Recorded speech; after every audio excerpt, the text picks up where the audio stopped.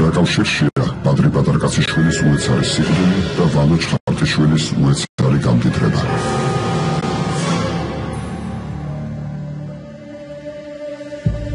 დაუნდობელი მტერი იქ არის ჩასაფრებული, სადაც ძებნას ყველაზე ნაკლებად დაუწყებ. იულიუს კეისარი.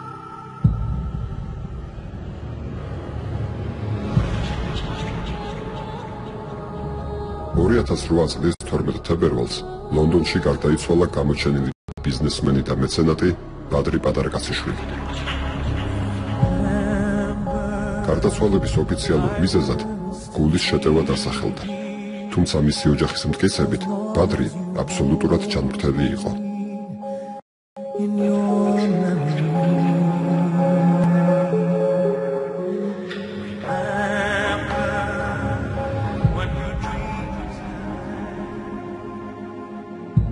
ბადრი პატარკაციშვილი მრავალ მილიარდიან აქტივებს ფლობდა, რომელთა ნაწილის მართვა მინდობილ პირებზე ჰქონდა გაცემული. მაგალითად, პატარკაციშვილის პოლიტიკით დაინტერესების შემდეგ მისმა აზერბაიჯანელმა ბიზნეს პარტნიორებმა ხულების ნავთობტერმინალში მისი კუთვნილი წილის მესამე პირებზე გადაფორმება დაჟინებით მოსთხოვეს.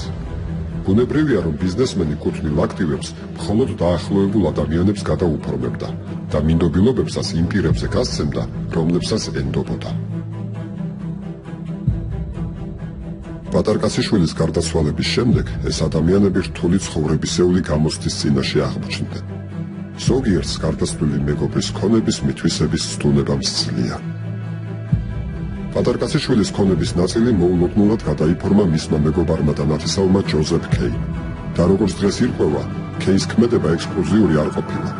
კეის პარალელურად ჩუმად მოქმედებდა და გარდაცვლილ მეგობარს წარსულდა კიდევ ერთი მაროდიორი, ვანო ჩხარტიშვილი.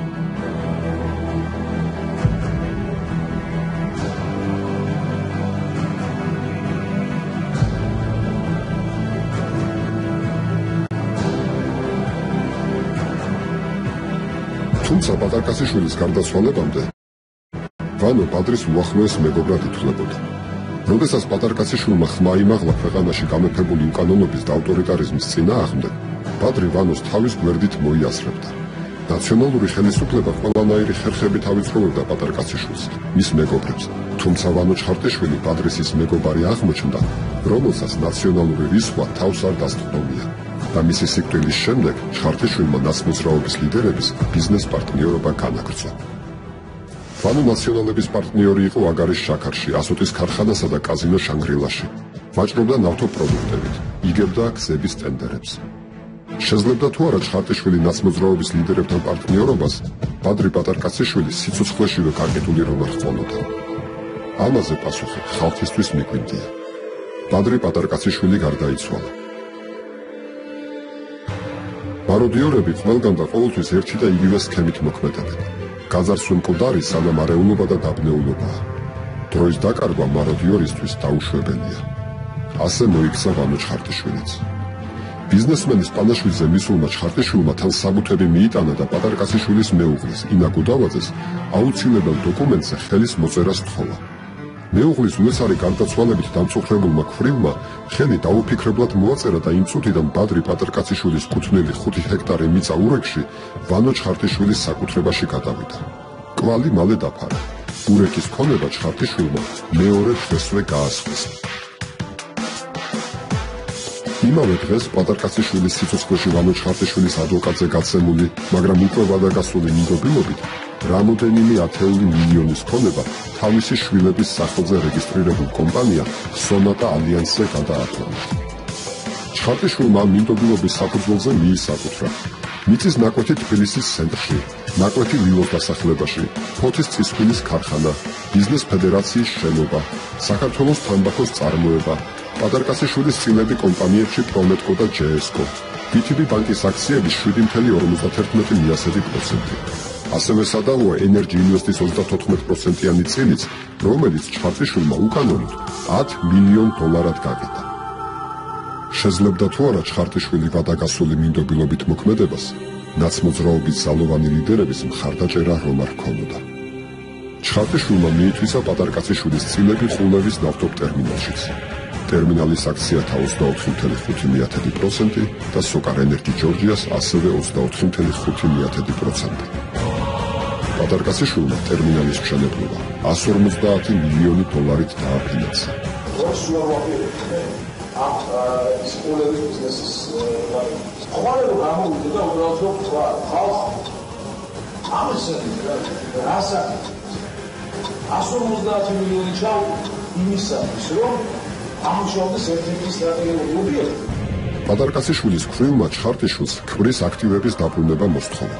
ვანომ უარი უთხრა და როგორც კინა გუდავაძემ ლონდონის საარბიტრაჟო სასამართლოში სარჩელი შეიტანა, ჩხარტიშვილმა ყოფილი მეგობრის წილები Sokars სასწრაფოდ 50 მილიონ დოლარად მიხვდა.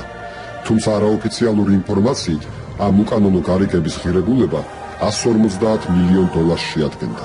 ბიუჯეტში კი 1 ცენტიც არ გადაუხდია. საარბიტრაჟო დავა პატარკაციშვილის ოჯახსა და ჩხარტიშვილის შორის დღემდე გრძელდება. საქართველოში ახალი ხელისუფლების მოსვლის და პატარკაციშვილის ოჯახისთვის ტელეკომპანია იმედის დაბრუნების შემდეგ ჩხარტიშვილმა ახალი ავანტიურა წამოიწყო. ცდილობს იმედი ყოფილი ხელისუფლების სატელიტ ტელევიზიად მონათლოს და ტელეკომპანია მზის დაბრუნებით ახალი ხელისუფლების სამსახურში ჩადგეს. თუმცა მზე არასოდეს ყოფილა ჩხარტიშვილის საკუთრება. ეს ტელეკომპანიას ბადრი პატარკაციშვილის დაარსებულია და წლების მანძილზე აფინანსებდა. და როგორც სხვა ბიზნესები, პატარკაციშვილს ტელეკომპანია მზეც სანდო პირებზე ჰქონდა გადაფორმებული. მათ შორის 15% ვანო ჩხარტიშვილზე. მზის თემა მალე გახდება პატარკაციშვილების ოჯახის დავის საგანი და კიდევ ერთ ავანტიურას აეხდება ფარდა.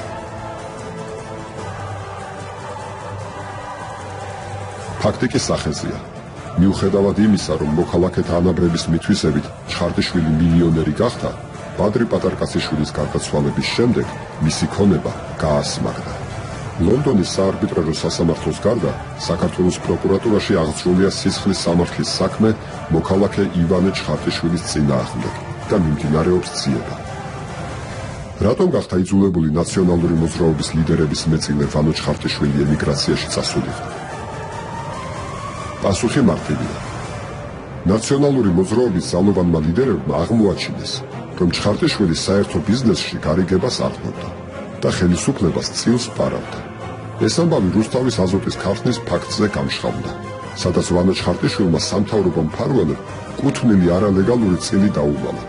ვანო ჩხარტიშვილს მოპარული თანხა დაუანგარიშეს, რამაც 14 მილიონი დოლარი შეადგინა. ხელისუფლების მოტყუების მცდელობისთვის ჩხარტიშვილი დამატებით 6 მილიონი დოლარით დაჯარიმდა. დიდი ვაჭრობის შემდეგ 2 მილიონი დაუკლეს და ჩხარტიშვილმა 18 მილიონი გადაიხადა. ამის შემდეგ ნაციონალებს დაჯარიმებული ჩხარტიშვილი აღარ შეუვიწროვებიათ.